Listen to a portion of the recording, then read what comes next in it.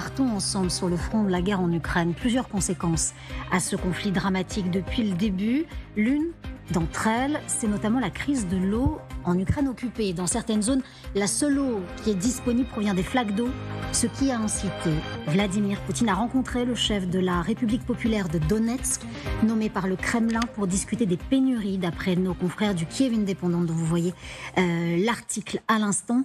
Il s'appelle Denis Pouchiline, il est responsable installé par Moscou à la tête de la région ukrainienne de Donetsk. Et regardez ce qu'il dit à ce sujet. Nous avons dû encore davantage limiter les horaires d'approvisionnement en eau, compte tenu du déficit en eau.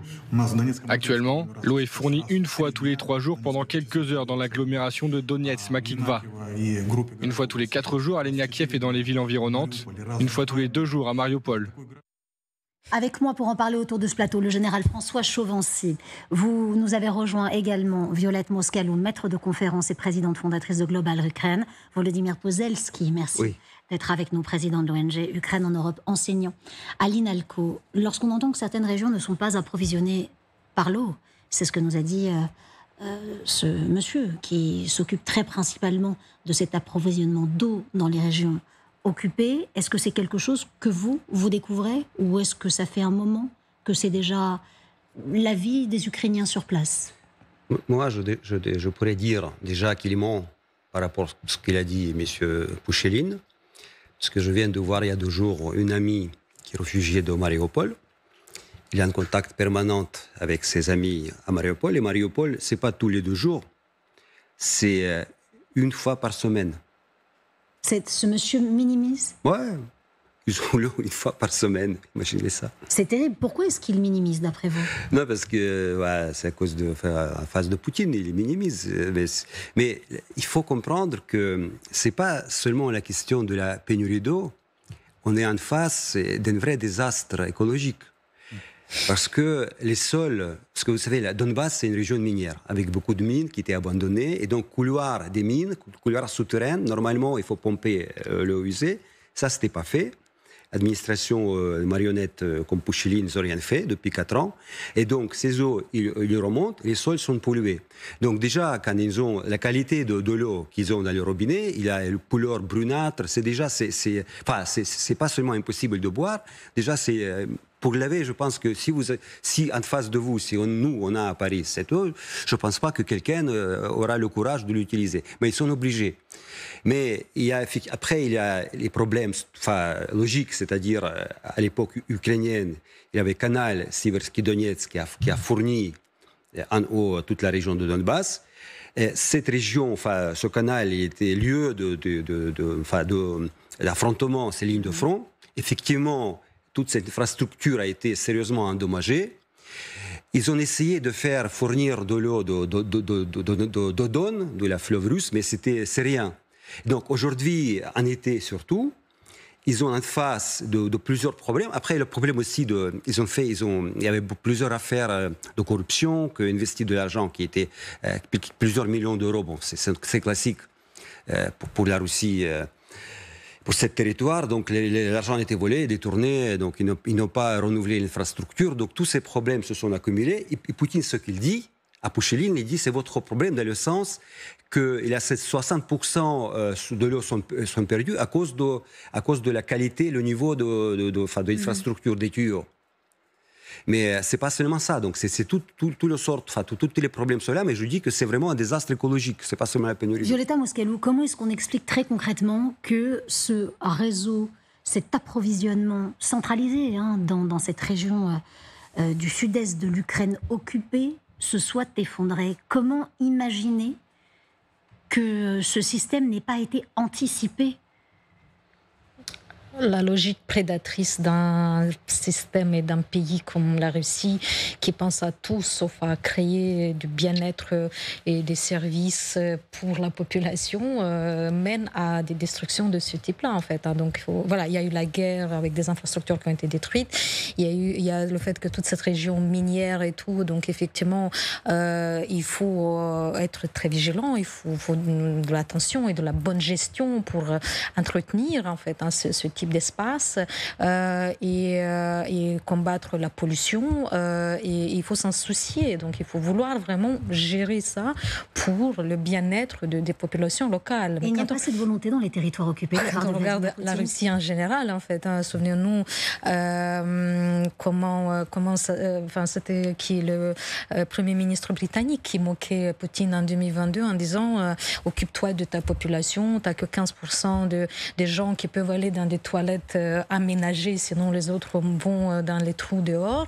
Donc c'est une métaphore assez brutale, mais qui veut dire ce que ça veut dire en fait. Donc c'est un pays qui est dans une logique prédatrice. Il y a une énorme corruption, une accaparation des ressources et des richesses, et maintenant tout est mis sur le sacrifice en fait de cette idée missionnaire que s'est fait Poutine dans sa tête, qu'il va reconstruire la grande Russie pour remonter encore à la Russie tsariste en fait, du Pierre le Grand, et ils n'ont absolument rien à faire de la gestion de la population et tout ça. Le 23 juillet dernier, on va vous le montrer, il y a une plateforme d'information pro-moscovite qui s'appelle Ligne Rouge et qui avait interrogé l'un des habitants du côté de Mariupol, qui forcément s'indignait, qui a voulu rester bien sûr anonyme parce qu'on imagine aisément que les gens ont peur également de pouvoir parler et s'indigner. Et voilà ce qui a été dit. La qualité de l'eau fournie est déplorable, trouble avec des sédiments sales, elle abîme les canalisations, c'est impossible à utiliser pour cuisiner, pour se laver, pourtant elle est payée comme de l'eau potable. Justement, c'est ça. Parce que c'est ça, c'est la qualité de l'eau aussi. La question, c'est pas question de manque d'eau, c'est la qualité de l'eau. À cause de, c'est toute cette politique de négligence catastrophique de la gestion des sols, des mines, etc. Donc, mais en même temps, on a les résultats.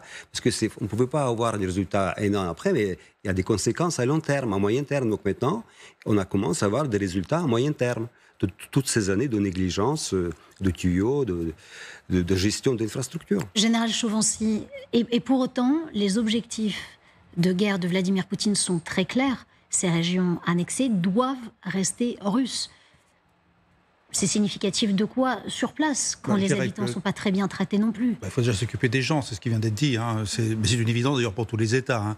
Le problème de l'eau, c'est que quand je regarde un peu les données sur le Donbass, c'est une région qui n'a pas beaucoup d'eau, qui est dépendante de l'extérieur en partie, avec de faibles nappes phréatiques, et effectivement ce que vous avez évoqué, l'impact des mines qui n'ont pas été entretenues comme il fallait. Ça, c'est le premier point, je dirais, technique, je dirais. Deuxième aspect, c'est l'aspect administratif. On voit ça, c'est-à-dire l'administration n'a pas fait son travail. Et enfin, troisième temps quand même, c'est la guerre qui finalement pose problème, puisque la guerre empêche toute action de développement. Et le coût de la guerre, de l'après-guerre, aujourd'hui, va se révéler là aussi, parce que il va falloir reconstruire d'une manière ou d'une autre. Si Vladimir Poutine veut rester au pouvoir, même si on en a les moyens, je dirais, politiquement, est-ce que la non prise en compte des populations de ces territoires qui sont annexés, qui vont devenir une vitrine par obligation aux yeux du monde. De l'après-guerre. De l'après-guerre. Et ça veut dire aussi de forts investissements. Il suffit de se rappeler Mariupol, comment Mariupol a été reconstruit avec beaucoup de crédit. Alors bien sûr, peut-être pas de la bonne qualité, mais les immeubles ont bien été construits en partie, pour me remontrer que, vous voyez, c'est la nouvelle Russie qui se crée avec tous les moyens. Ça a été très critiqué, mon général, cette reconstruction de Mariupol. Seulement. Moi, j'ai des étudiants à l'université de Lorraine qui nous disent qu'en fait, attention, là où passent les caméras, on vous montre des façades comme ça. Si vous passez de l'autre côté des immeubles, ce sont des ruines. Voilà. Donc, montrez-nous aujourd'hui une région où la Russie a amené du développement, en fait. On est le 8 août. Je voulais quand même rendre hommage au fait que 17 ans, jour pour jour, la Russie a envahi la Géorgie. Ils n'ont pas amené de développement, en fait, quand ils ont lancé cette guerre, et qu'à l'époque, effectivement, on a été trop dans leur sens, on n'a pas su peut-être être assez ferme, et que du coup, ils ont pu continuer par la suite avec l'annexion de la Crimée et tout ça. Et que dans ces territoires maintenant qui étaient les plus russophones et les russophiles de l'Ukraine de l'Est, Poutine s'est tiré une balle dans le pied, parce que c'était les gens qui étaient les plus proches de la Russie. Aujourd'hui, la partie donc de l'Ukraine de l'Est qui n'est pas occupée, ils détestent, ils ne veulent plus entendre parler de la Russie pour des décennies et des siècles. Et je serais vraiment bien curieuse de savoir qu'est-ce qu'ils pensent ces gens de DNR, LNR, Donetsk, Lugansk, ces territoires qui ont été quand même pendant très longtemps manipulés, mais il y avait des voix quand même qui disaient oui, on veut se rattacher à la Russie et tout ça. Qu'est-ce qu'ils disent aujourd'hui? Et qu'est-ce qu'ils peut-être un élément de réponse pour vous. En tout cas, en juillet, au moment où cet article est paru, où les gens se sont plaints de la qualité de l'eau, le 24 juillet précisément, il y a eu une petite manifestation du côté de Donetsk, précisément là où l'eau est imbuvable, où on ne peut pas l'utiliser pour cuisiner, on ne peut pas l'utiliser pour se laver. Il y a plusieurs paliers hygiéniques, alimentaires, des paliers de survie. Une petite manifestation avec les forces de l'ordre qui ne sont pas arrivées tout de suite. Est-ce que c'est précisément un élément important à prendre en considération ? Oui, mais c'est justement, ça montre une différence fondamentale entre réaction des Ukrainiens dans le pays libre, par exemple par rapport à ce qui s'est passé avec la loi, les organes anticorruption, et la réaction des gens qui vivent dans l'État autoritaire. Il y a une petite manifestation, mais c'est tout. Et après, ce qu'ils ont fait, ils ont mis des enfants. Vous avez cette vidéo avec les enfants qui disent « On Kolvova, aide-nous, on n'a pas d'eau ». Et personne ne proteste. C'est-à-dire, pour eux, c'est toujours, en Russie, c'est toujours comment régler le problème. On s'adresse au tsar. Le tsar doit régler nos problèmes. Et c'est boyards qui sont coupables. Mais c'est-à-dire qu'en principe, ce problème doit être réglé par le pouvoir local, par ces marionnettes, par ce Poucheline, cette marionnette-là. Donc, normalement, il faut avancer, critiquer lui. Et en Ukraine, normalement, s'il y a ce problème-là, les gens sont dans la rue et ils vont manifester massivement, ou pas une petite manifestation. Mais là, c'est pas possible en Russie. Ah, mais justement, ça montre. Oui, mais pourquoi c'est pas possible? C'est une question qu'on peut se poser. Regardez cet élément de réponse. C'est pas politique. Monsieur Poucheline, que vous avez évoqué à l'instant. Ils n'osent pas manifester. Altercation ou pas, en tout cas, communication avec Vladimir Poutine, le président, dans cet échange lunaire qu'on va vous faire écouter au sujet de l'eau qui n'est absolument pas utilisable ou potable dans la région du Donbass. Regardez. Le problème le plus important et le plus sérieux pour nous est l'approvisionnement en eau. Il a été aggravé par le blocus ennemi. Sur votre ordre, un canal a été construit. Il fournit actuellement 250 000 mètres cubes d'eau. Pour le reste, nous comptions sur les réservoirs de la région. Malheureusement, le canal d'eau construit ne résout pas tous les problèmes. De plus, il n'a pas encore atteint les capacités d'approvisionnement prévues, à ma connaissance.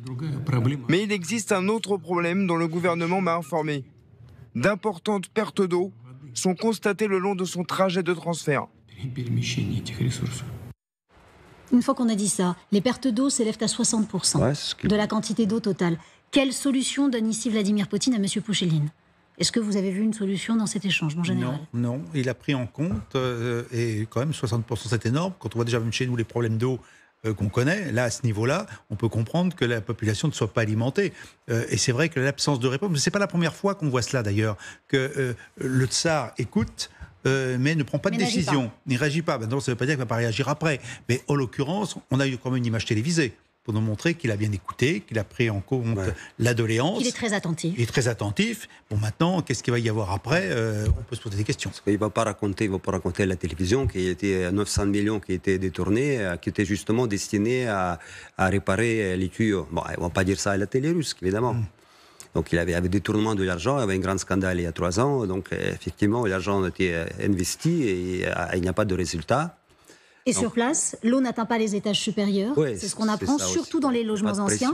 Qu'est-ce que ça veut dire ? Ça veut dire que les habitants sont obligés de transporter l'eau dans des seaux, depuis les sous-sols jusqu'au sommet des immeubles. Et forcément, les personnes âgées, les personnes handicapées, les personnes qui ne peuvent pas se déplacer n'ont pas d'eau.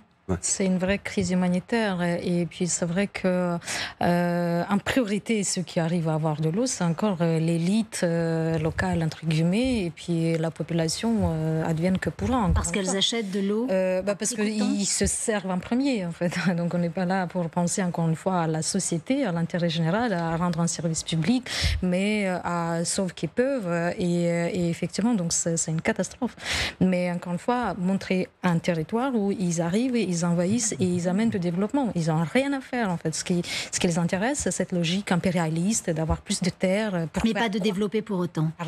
Il y a une histoire autour de ce système fluvial qui est une histoire un peu compliquée. Le système, il s'appelle Siversky Donets. Il a été construit dans les années 50 pour alimenter notamment le Donbass en eau douce. Mais ça n'a jamais fonctionné vraiment depuis 1950 ? Non, ça fonctionnait. Mais justement, ça fonctionnait, mais ça partait de... ça partait de l'Ukraine, maintenant le territoire qui n'était pas occupé, Kramatorsk jusqu'à toutes ces régions-là. Et à partir de 2014, normalement, il y avait un accord tacite entre l'administration locale que l'eau continuait à être fournie. Mais après, quand la guerre, enfin en 2022, quand c'est devenu la ligne de front, effectivement, l'infrastructure a été endommagée. C'est une des choses. Et deuxième chose, qu'effectivement, il y a le problème de vétusté de ces tuyaux qui n'ont pas été réparés, la perte énorme. Il y a le problème de ce canal de Dodone qui était construit, mais qui ne fournit que rien. Pas grand-chose. Et après, ils ont négligé ces problèmes l'année dernière. C'est pas aujourd'hui c'est-à-dire chaque année, les problèmes s'accumulent et chaque année, ils deviennent de plus en plus difficiles. Et en plus, à cause de la sécheresse, etc. Donc, c'est encore devenu plus compliqué.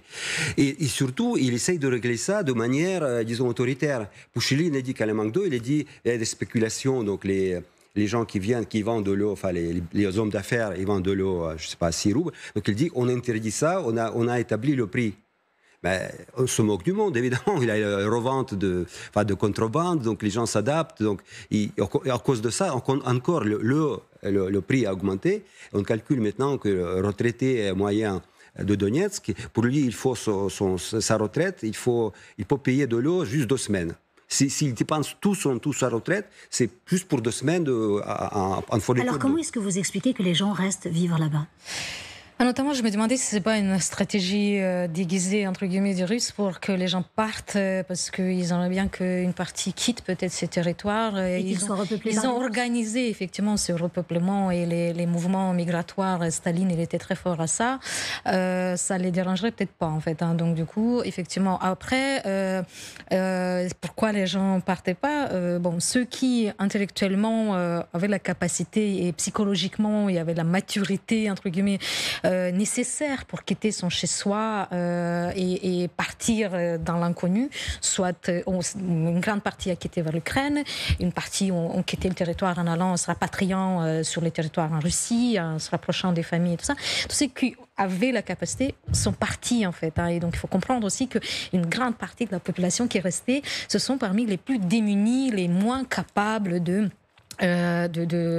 prendre des décisions qui sont quand même difficiles en fait à assumer et donc ils subissent beaucoup plus, et donc c'est pour ça ils sont dans la difficulté. C'est une crise humanitaire. Comment ils vont gérer ça, c'est une grande très inquiétant sur place. Il y a aussi Mariupol, etc. Il y a plusieurs villes qui sont touchées aujourd'hui.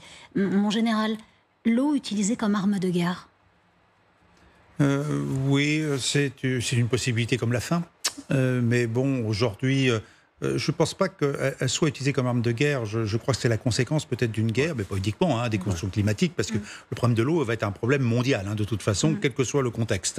Rappelons-nous quand même que pour la Crimée, il y avait un canal qui venait d'Ukraine jusqu'en Crimée, qui alimentait en eau potable, qui a été aussi fermé à un moment donné, me semble-t-il, parce que les Ukrainiens l'ont fermé en disant ça. Et il y a eu des combats d'ailleurs. Je ne sais pas si les Russes l'ont récupéré ou pas. A fait exploser Kakhovka, donc maintenant il n'y a plus de l'eau. Il n'y a plus d'eau aussi en Crimée. C'est la même chose. Donc, l'arme de guerre, l'eau comme arme de guerre, c'est possible.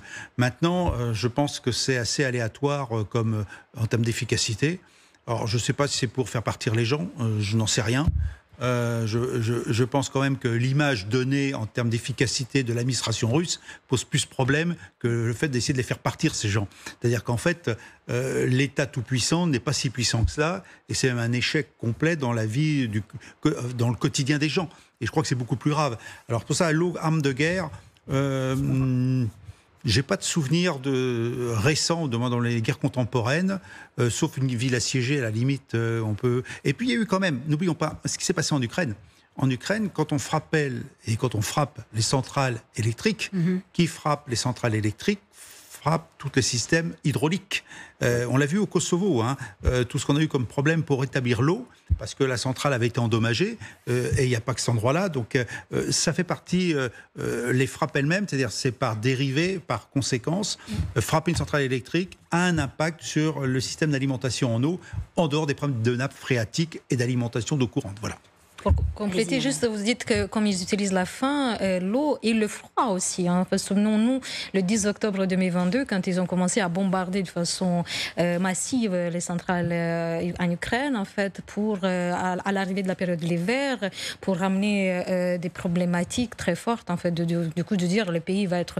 L'hiver, il fait très froid en Ukraine, et que les Ukrainiens, ils pensaient qu'ils allaient lâcher, capituler, se rendre par le froid. Donc, on utilisait la faim, le froid, l'eau plutôt tout ça comme arme de guerre, le Kremlin sait le faire. La réponse à votre question, c'est les gens ne sont pas partis. Les gens sont partis.